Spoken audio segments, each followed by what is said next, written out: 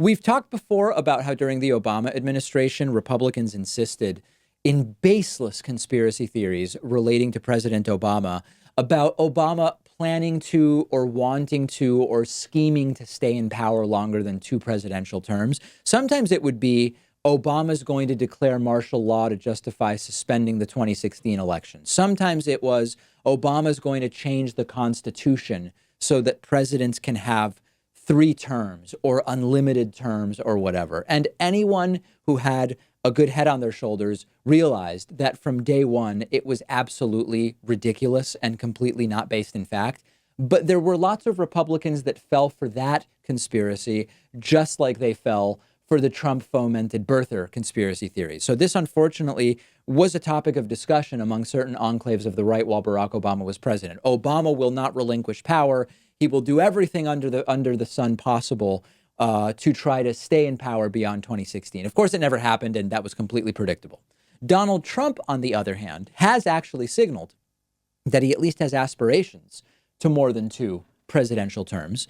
And Donald Trump also has serious authoritarian tendencies. And I'm not going to rehash the full list of examples here, but lately Donald Trump keeps, quote, joking about serving more than two presidential terms. And to be clear, I've said it before, I don't think Donald Trump would get away with it if he tried, but Donald Trump continues to reference this idea of staying in power for more than 8 years. And over the weekend, Trump sort of again alluded to this on Twitter. Take a look, saying, quote, "A poll should be done on which is the more dishonest and deceitful newspaper, the failing New York Times or the Amazon lobbyist Washington Post. They are both a disgrace to our country, the enemy of the people, but I just can't seem to figure out which is worse. The good news is that at the end of 6 years, after America has been made great again and I leave the beautiful White House, do you think the people would demand that I stay longer, keep America great?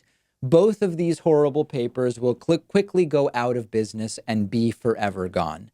So by itself, this is like nothing. It's just another dumb tweet from the president, sort of alluding to staying longer than 8 years in the White House.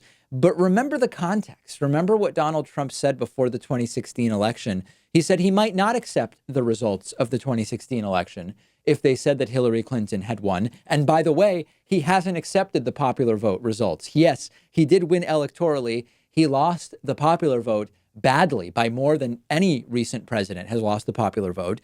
And he doesn't accept that. He has insisted that 3 to 5 million people voted illegally for Hillary Clinton. Remember when Donald Trump said last year, behind closed doors to Republican donors, that he likes what the Chinese president has done, saying, quote, "He's now president for life, president for life.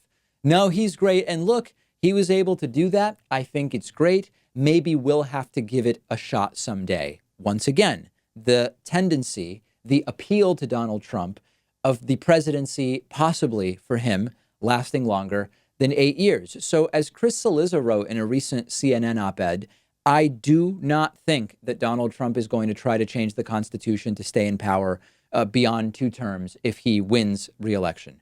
Let's not do what Republicans did under Barack Obama and go crazy with all of these absurd conspiracy theories. I do believe that Donald Trump is likely to question the 2020 results if he loses, and to at least try to make the case that he was not fairly defeated. And he's already started to lay the groundwork for that.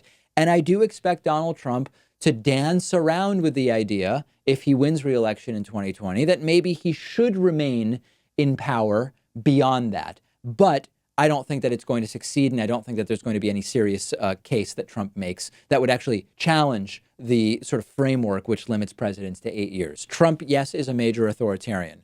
Trump, yes, must get what he wants. Yes, Trump is the epitome of the sort of entitled rich kid. But is he going to actually try to forcefully stay in power? I believe the answer is no. And even if he does, there is no way that he could pull it off, even if he actually tries to do that. The point is, if you were one of the people before 2016 saying that Barack Obama is going to try to stay in power, how can you not be saying the same thing about Donald Trump? Because Donald Trump has actually shown us that behind the curtain, he likes the idea of more than 8 years as president, and he is more than willing to question the validity and trustworthiness of election results when the results simply don't suit him as that entitled rich kid that he has been his entire life. All I'm saying is there's a double standard there. I don't believe that this is a real risk that Donald Trump is going to try to carry out.